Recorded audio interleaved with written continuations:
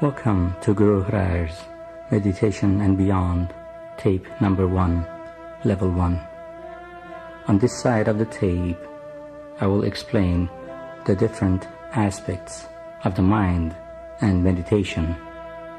And on side B, I will guide you step by step to introduce you to a healthy start of meditation.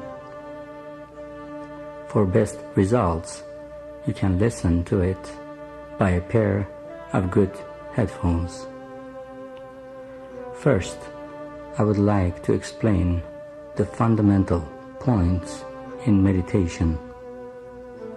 You cannot separate the meditation from ESP, psychic powers, concentration, reading people's minds, self-hypnosis, spontaneity, motivation. The list goes on, and it is endless. After all, take the mind off the person. There is no person. But in order to use the mind properly, we need a good storage system. I'll give you an example. If you have cupboards and shelves and you stack everything in a mess, but you can still find everything in it in a second. But sooner or later, you'll run out of space and you can no longer store new items. You need to open up files in your mind like in a computer. The access of the file or the program to get into the files is through meditation. Like we say, you miss the forest for the trees. You need to get away via meditation to be able to see. Sometimes you have a discussion or a difference with someone. After the discussion, you both go your own ways. And when you are all by yourself, you think to yourself, I should have said and mentioned this and that. But now it is too late because you missed your chance. The case here is that if you had a clearer mind, meditation way, you could have recalled these points without too much effort. You become more spontaneous with less effort. Mental coordination is another aspect in meditation. We always hear about concentration, but what I would like to introduce you now is to split your concentration into 2, 3, 4, or many more ways. I'll give you an example. Have you tried to sing a tune in your mind and count your steps at the same time? Try it one day. It is not very easy if you haven't tried it yet. Try it first on stairs that you know the count and practice it that way and develop it. When you succeed of doing it, you have split your concentration into 2. Another example is when someone is watching TV. You talk to them and they are so much involved in front of that tube that they don't even hear you. I am not taking here a kid's case who ignores anything else but TV. Now let's go back to the storage system. The meditation works the same way, except it is limitless. But in order to use it at a full capacity, you need to turn the mind into a good receptacle, or putting it very simply, empty it. Emptying it doesn't mean you lost what you had in it, but expanded it to accept more and new information.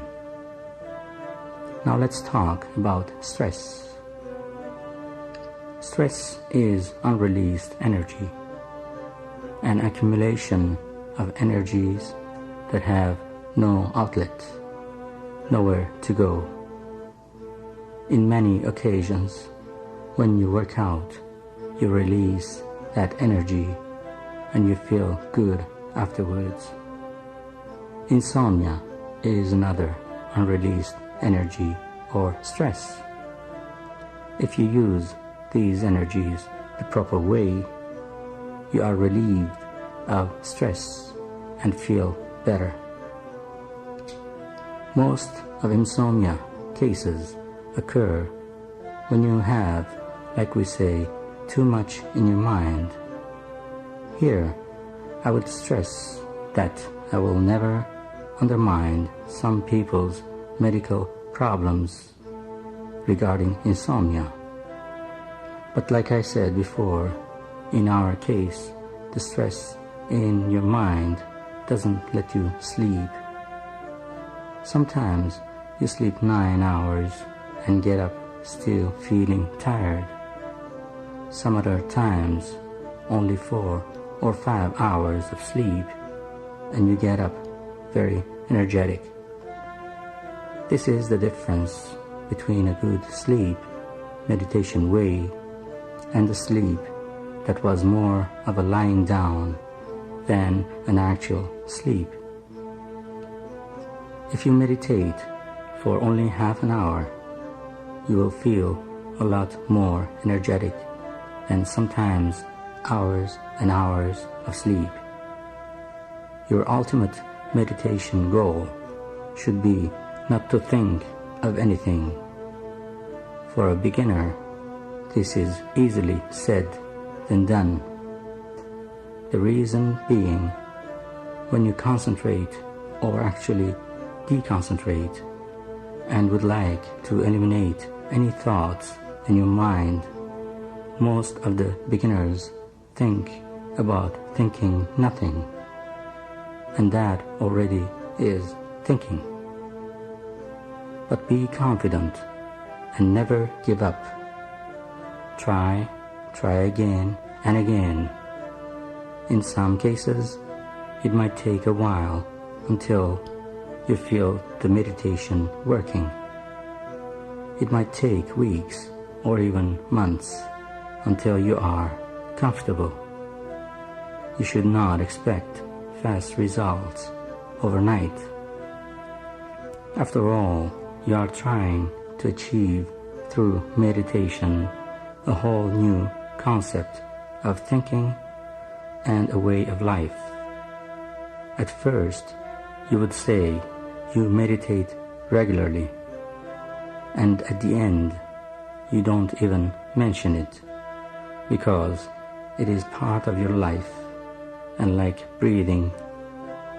Similarly, you can say you are doing breathing exercises once a day, but you don't say you are breathing every day if your regular breathing technique is the proper way of breathing. Everything in this life has to be balanced. Through meditation, you can do and achieve many things in life. Self-control is one aspect of it. And when you have self-control, you can achieve your goals in life a lot easier than if you don't have it, or if it is weak. Positive attitude is part of self-control. As I said earlier, all these are connected to meditation.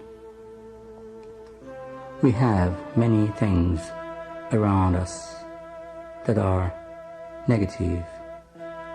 We just have to learn through meditation and self-control to shut these negative energies off and work only on the positive side. If we want the world to be all positive and nothing negative, it is wishful thinking. But the world is a balance of everything, like yin and yang, night and day, good and bad, and the list is forever. But if everything around us was good, we wouldn't need the word bad. We need the bad to appreciate the good. Also, we should never forget Einstein's theory of relativity. To break a leg just before taking off by airplane for a trip is very bad. But when you hear that the airplane you had to be on crashed after taking off and all the passengers died in it, you would be relieved that at least you weren't in it. Of course, this is an exaggerated example, but many times in life we complain about our problems without thinking that we are better off than those people in war or people who have nothing to eat. The reason I am giving this example is that if we have a positive attitude and content of what we have, we would then improve our lives, the way we live, and when we are happier, we can help others easier. Humbleness is a quality that everybody should develop.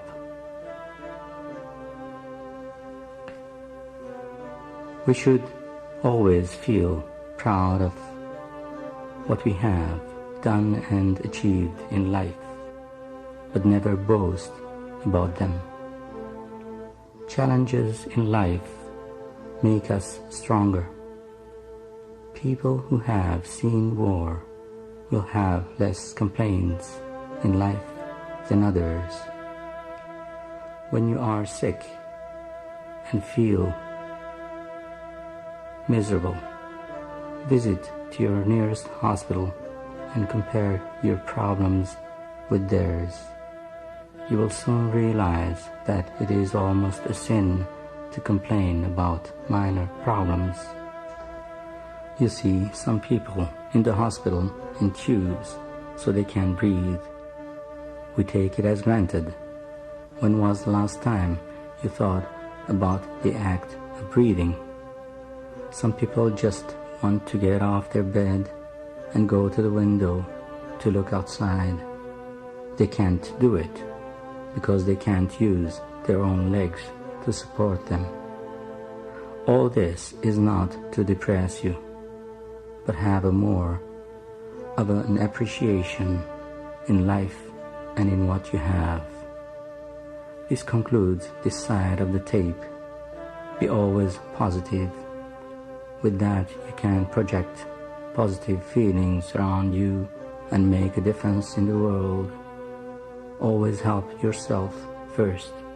Work on being happy and then help others to be happier. This is Guru Harair.